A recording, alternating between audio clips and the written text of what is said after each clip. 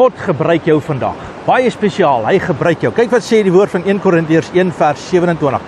Maar die dwaase van die wêreld het God uitverkies om die wyse te beskaam. Hoor dit vandag. Weet jy, die wêreld dink hulle is so slim.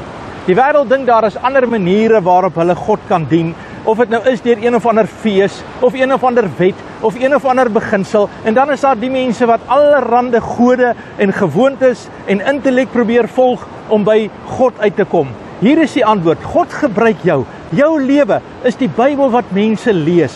Mense sien dat jy is verlos deur die Here Jesus Christus.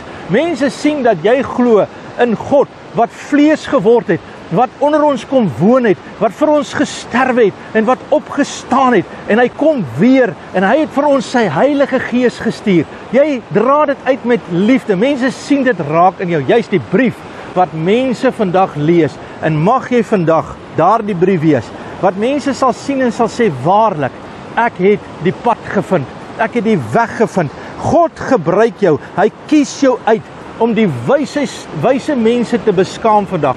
Weet jy hoekom?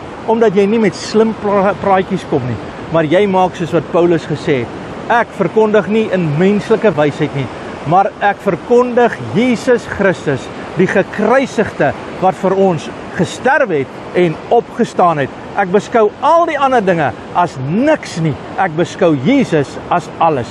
Vader, in Jesus naam bid ek dat die Here vandag vir jou krag sal wees, om jou lig te laat skyn, om 'n getuie te wees, om te kan weet dat God jou uitverkies het, en dat hierdie woord daar is vandag vir jou, dat jy sal weet, jy is 'n uitverkorene, jy's gemaak om vandag in jou situasie, daar waar jy beweeg, 'n lig te laat skyn vir Jesus. Ek dank U daarvoor in Jesus se naam. Amen en God bless.